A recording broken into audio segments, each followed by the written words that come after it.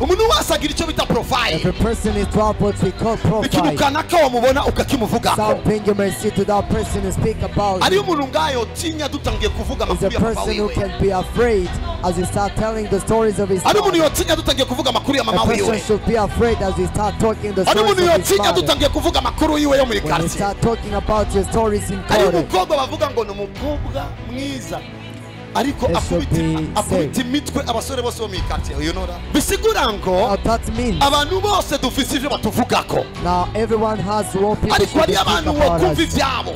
But there are persons who you should tremble. Umuntu rero ni igikoko kibi. He's a world's animal. Iyo adafise agashusho k'Imana muri we. He does not have a heart of God in him. Abantu now persons. Niyo ntambara ya mbere goye kuruta shetani. The first battle which is so great more than the devil. Abantu. Now human beings. Shetani utasema koma shetani kwa jina la Yesu.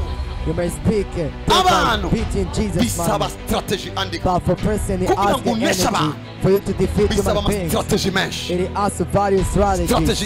The first strategy, you're gonna stay quiet. Keep silence, it gives a victory over persons. Therefore Joshua, he talked to Israelites. Surround Jericho without speaking any word. They surrounded with no words. And God the Father. Now to keep silence. Not because there are words because as long as you say, you stop God to not saving you. To stay quiet. It's to talk to the Lord. You look at me for that person. I decide you is your judge. You're not going to be quiet. Hallelujah. Hallelujah. Now that of first weapon which is so great. Stay quiet. Keep silence. Keep silence. As long as you say, they're gonna have something to add. Number two, persons, they have to be run away. Even Jesus flee from Herod. Jesus flee. Jesus fled. God's angel told to Joseph, now take your wife Mary and take that a baby was born. Herod gonna kill you unless you flee. A person should say, I remain here. Let that person come, I'm gonna show you. You're gonna be thiefless. Knowledge, lack of knowledge kills so many people. See a person becomes mad. I'm gonna beat that person seriously. Just come. You're gonna see the Lord gonna preserve me. Indeed, they're gonna stab you.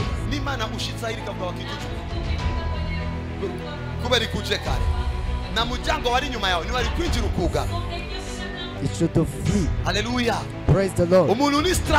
Now a person is strategy. You are to flee. The problem you did not know. You dare battle, you cannot be able to fight against it. It's the time of running away and the time of fighting.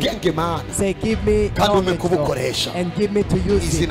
Give me wisdom, Lord. You may shout amen as a person who wishes it. You may shout amen as a person who desires it. Our three categories. Those who know you, those who are against you, and those who do not want you to enter promised land.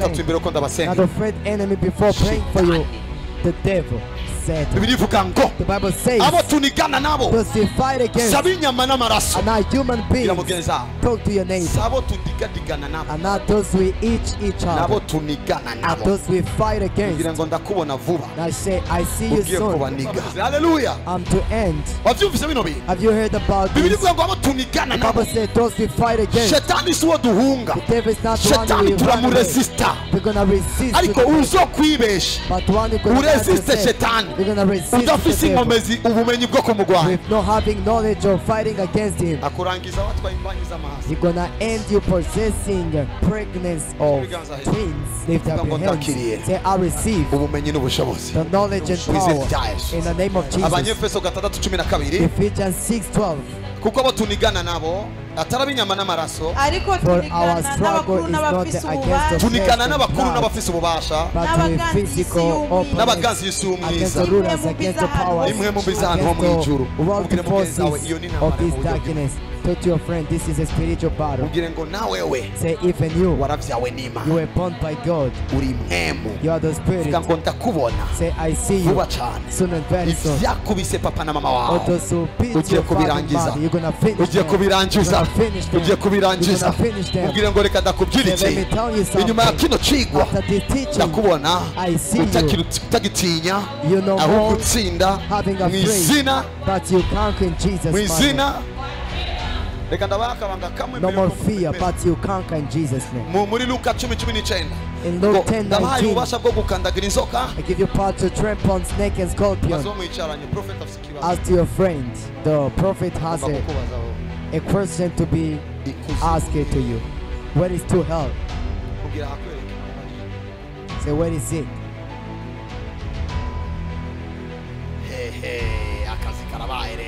Now here there is a job. Where is to hell?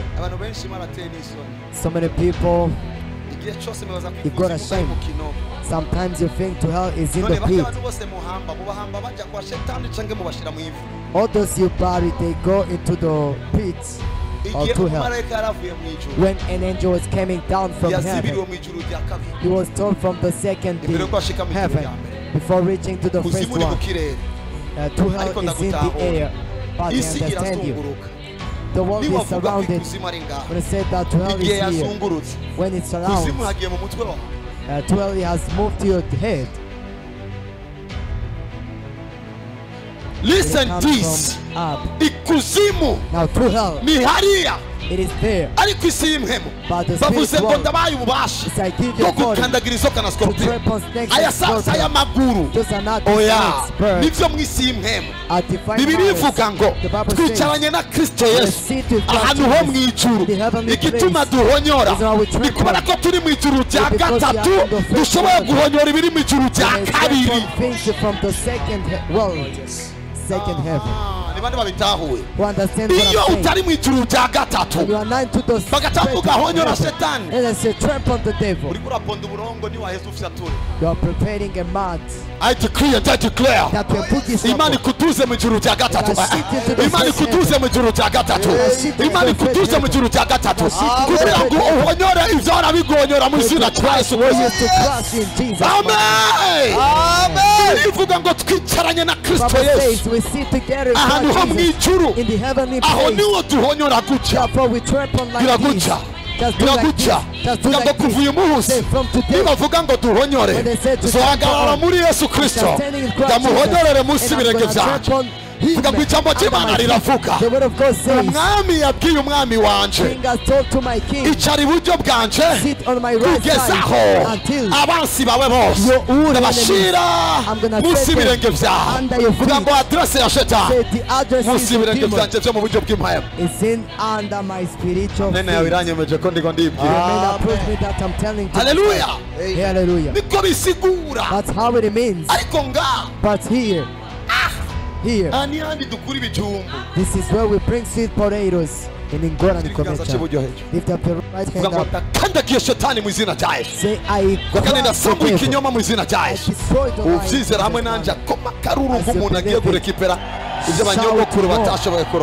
you're gonna recuperate what you hallelujah. Okay, now.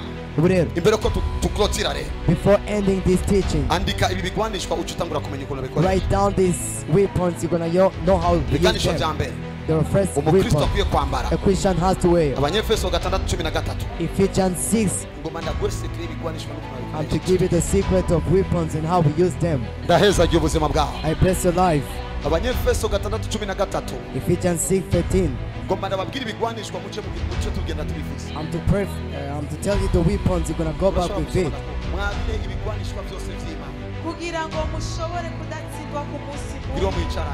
Talk to your neighbor. I'm not wearing Iran's weapons. I'm not putting on the Russians' weapons. I'm the child of God. I use God's armor. I use divine weapons. I use God's gun. I use God's weapons. Satan guns of heaven. If you believe it, shout amen. Just keep standing as you are reading for us. Now a Christian, he has to put on God's armor, not world armor. This is what I'm to tell you today. You're going to start going with it. Any person shall come to you. You may not see it to face, but in the spirit world, you're going to uproot to all limits and borders in Jesus' name. Number 1. 14. Mukenyeje ukuri mwambaye kugororoka. Indira gato. Mukenyeje iki? Kuri. Mukenyeje iki? Fastening with what is the truth. Fastening with what? Bavuze ngo sentir. I said the blood. Ukuri kumeze nka sentire mu ntambara. The truth is just like a birth into battle. Ikigwanishwa cy'umukristo n'ukuri, ijambo ukuri mwumva si ijambo gusa, ahubwo ni ikintu umukristo yambara guca. Kubera iki? Ikinyoma kirakumaramaza. Igihe cyose umuntu ariko arabesha avuga ajugumira n'umubano we kwaravuga. Now a lie is devil's weapon. You have to wear truth. When you are in the truth, when you are in the truth, you cannot be moved. The Bible says, put on God's armor, a weapon that the Lord works with. It is called the truth. Therefore a prophet said, the Lord is not a human being to lie, a human being to return back what he said. The reason why you are being attacked, you return back in what you promised. The reason why you are being defeated is because we no more having a truth. When a person lies, eyes cannot remain in the same position. When a person is lying to you, fixes your eyes to him, you're going to be like a card. That's how it is. But the truth, it makes you to be I pray in the name of Jesus. Are being in that the weapon of a liar be fall down. Because liar is devil's weapon, truth is God's weapon. Let's go quickly. Righteousness is a breastplate.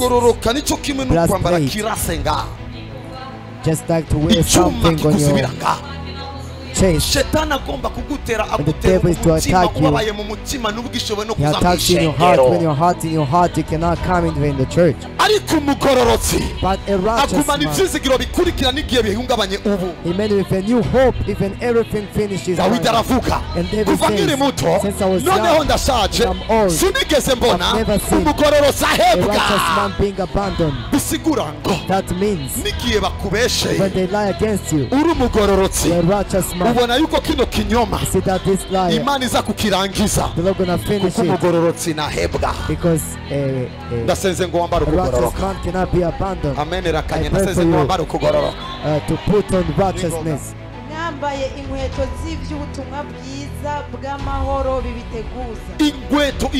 The shoes of good news of peace.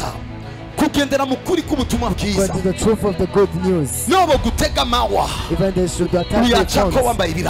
You walk on it. The Bible says, umwana w'umugore azoyikandagira ku mutwe, ariko iyo nzoka nayo izomukomera ku gatsintsiri. Imana ikiramenya nta na kimwe cyose ibiri inzoka kubakomora ku gatsintsiri, kuko inzoka igejeje kubakomora. Ariko nimwambara ibirato izokomora ku kirato, icipombo ku munwa. You're gonna be destroyed its mouth. Aha niyo abantu benshi batabizi. There were so many people, they don't know this, not the devil. Until the end of the day, the Lord will not kill him. He's gonna kill him at the end of the day.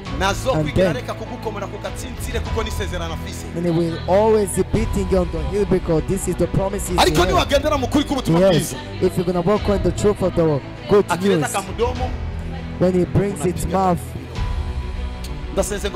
gonna destroy it. I pray for you to wear spiritual boots. kandi hamwe n'ibyo byose mwabira inkinzo y'ukwizera niyo muzoshobora kuzimisha imyambi ya wa mubi yose yakomoka. Ukwizera ni iki? What is the faith? Inkinzo. It is a sheet. It's a sheet. Urashobora kuzibira imyambi y'umwanzi. You may stop all devils. fata gutya arrows. vuga ngo shetani nazoreka kurasa Say the devil will always ariko shoot niyarasa you, but he's gonna shoot. uzoyizimya I'm gonna kuva uyu munsi extinguish, says nta today. mwambi n'umwe No any uzoshikako arrow which umwambi shall wa come to malariya nzowuzimya umwambi wa diyabete nzowuzimya kuko nazimije imyambi ya korona ndayizimije mu izina cyayo. The arrows of amena yawe iranyemeje kuri kurataho Your amen approves me that you isigura ngo understand shetani arungitse korona urayisibira. when the devil sends the coronavirus, you're gonna igituma bambara akantu kasibira ni kubera ko bari bazi yuko in the time of COVID-19. nikingire kajya kantu mwambara gutya that mask you used to wear. karabazibirira korona If it stops isigura ngo inyizo coronavirus, y'ukwizera make sure the yo shield of nizibira faith korona gusa can extinguish izibira imyambi yose coronavirus. y'ikuzimu It extinguishes izibira imyambi yose all y'ikuzimu arrows. ndatangaje I confess. bazorasa n'ivyo They're gonna shoot. ariko na rumwe ruzo gushikako But no kuko one shall bizozibirwa come to you. n'inyizo You're y'ukwizera. gonna be stopped by vugamwe nanje amina the shield of the vuga kuva faith. uyu munsi Say since nitwa today nduwizeye. I'm called a believer. Breastplate, gikurikira braid, abire ingofero y'agakiza. muri 2023 bakuvuza ingofero bibaza ngo ni Nike. Ingofero bavuga nga si Nike, zike ngofero z'abaroma ni uruntu rw'icuma rwafuka aha hose siyo Nike. vuga ngo ndambaye ingofero. say I wear a helmet. Agakiza iyo tukabayemo neza imitwe yacu iguma ku rutonde iyo umuntu akijijwe napfa guhungabana n'amajambo y'ikinyoma bamubwiye kuko yambaye ingofero nawe uwo mubwira arabizibirisha kino cuma kiri ku mutwe. Abantu bambuye agakiza nibo bantu basara n'ingoma. Those who hated for salvation, they went mad early. Now all those went in hospital.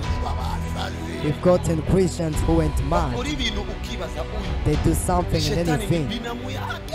Is the devil his uncle? When a person loses salvation, you become mad. Say, Lord, give me to wear helmet of salvation. Now salvation is a helmet that you put on. I confess. But again, they may stone you on the head, the helmet. When I stop that stone, another weapon before ending. Since the sword of the Holy Spirit is the word of God, say, I possess the sword. So ikindi batubwiye ngo dufate umupanga. They tell us to see the sword. So the word of God is a sword. Nico gituma shetani tutamunesheje ikindi tumunesheje ijambo ry'Imana. That's why we defeat the devil with the word of God. Na Yesu mu bugaragwa yaramubwiye ngo handitswe ngo. When Jesus in the wilderness, he told to him, it is written. Talk to the devil, it is written. Since I was young, then I'm gonna be old. The righteous one cannot be abandoned. I won't be abandoned. Talk to the devil, it is written. Everything born by God is able to defeat the world. As I was born by God, I overcame the world. The devil is written. We defeat and we continue to be victorious kuri Kristo yadukunze. Hallelujah. Praise the Lord. Ikindi gituma tunesha andika ijambo. It is the word. Proverbs 18:20. The power of death and life is in my tongue. Say my tongue. It is anointed. I want again to bring trouble to me. I'm going to use it to save myself. So I start by me. I'm delivered. I'm healed. I'm talking to the you are delivered. You are healed. I'm going to the you are delivered. You are healed. Those are in this church. All of you going to prosper in Jesus' name. Amen. You're going to me that you start saving us. Hallelujah. Hallelujah. Another weapon is the name Jesus. Proverbe 18:10. Proverbs 18:20. 18:10. The Bible says the name of the Lord is a strong tower. Say the name of the Lord is a strong tower. Amen. Amen. Book of Mark 16:17. The Bible says, in my name they shall command demons. They shall be cast out. Say, you demons, I command you in the name of Jesus. Go out. You hear how we work.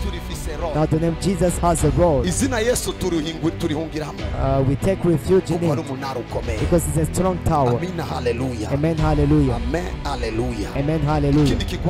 Another weapon, The angels, Hebrew 1:14. What are angels? Are the seven who serve the Lord. They were sent to the Lord to save those who are going to inherit the salvation. Say the angel is a servant which saves me. Amen. An angel is a servant. In spite of angels, the servants who are standing for the churches, the Bible calls them angels because an angel is a servant. I'm standing here like an angel. I serve in Jesus' name. I make it fall down in Jesus' name. Angels, how do we work with them? We cannot work with angels. You have a choice. Now angels, they no more having a choice. When God speaks amen, they reply I. Now person have a choices where they dislike, the Lord makes them. But for angels, what God speaks to them, they accomplish it. For you to work with the angels, He asks you to put down all your choices. You're going to let to God to have a choice. Say from today, because concerning about God, mine is proposition, about God is decision. About God is decision. In the name of Jesus. Amen. Amen. Amen. Amen. Amen. The last weapon, the prophet. The book of King 19:17. I'm to use this last one. I'm to save you. Or others, you're gonna use it home. So you're gonna use it home. You're gonna use it home. The rest you're gonna use it at job. Let them give us 19:17. You're gonna start working. I pray in my spirit. That's in the if you are searching for a job, until on Wednesday, may God make you laugh. That's read. I'm gonna tell you where I'm praying. Yehu azomwica. Uzokira iya Yehu. Elisa azomwica. Listen to me well. He's a prophet Elijah. He was told to go to anoint Azael to become a king. A king. They made him a king of which country? Uhoraho aramubarira ati subirayo ujane inzira wazananye uje mu bugaragwa bw'Idamasiko niwashikayo uzurobanuza amavuta Hazayeli azabe umwami w'Isiriya. Okay, vuga ngo Imana ya Israel. Say Israel's God. It want to say the foreign kings. Listen to me. He asked Azael to be anointed Syria's king. Jehu to be called the king of Israel. Elisha to become a prophet. The one who's gonna be preserved from Azael's sword. Jehu gonna kill him. Not gonna be preserved from Jehu's sword. Elijah gonna kill him. Elisha was a prophet. I am a prophet. The one was made a panga to harm you. I'm to use. I'm to work on it. Dear Jesus. We've learned from various weapons, but a prophet is a great weapon. Look at me. We're about to pray 10 minutes. In that 10 minutes, we're gonna end the service. Every person with solution. But right now, there's a person shouting louder, Jesus, I thank you more. Because you taught me. And then you reminded me that here on earth, we take time into battle. In the name of Jesus, as I knew it, all things stood against me. I put on shoes, I put on belt, I put on breastplate, plate, I seize a sheath, what I'm to use now, I'm to use the sword. Everything which stood against me, I hold the sword in faith. This is the word of God. I destroy. I see persons who are praying indeed.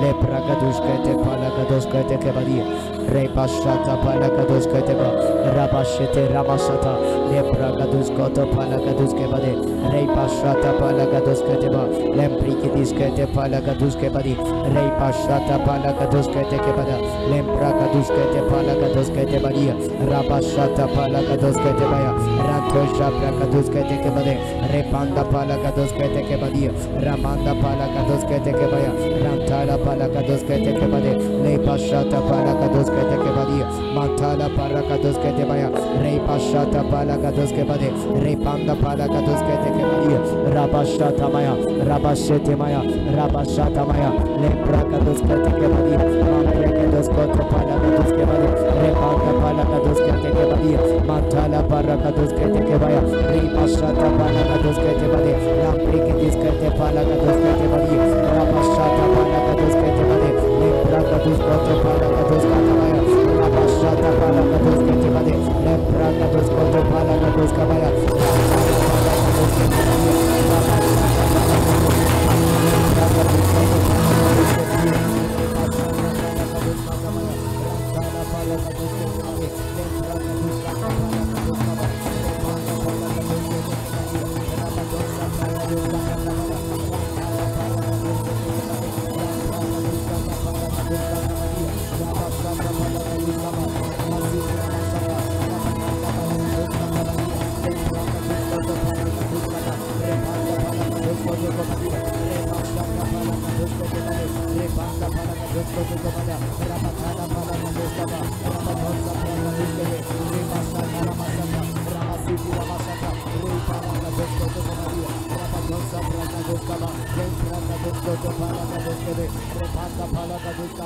In the name of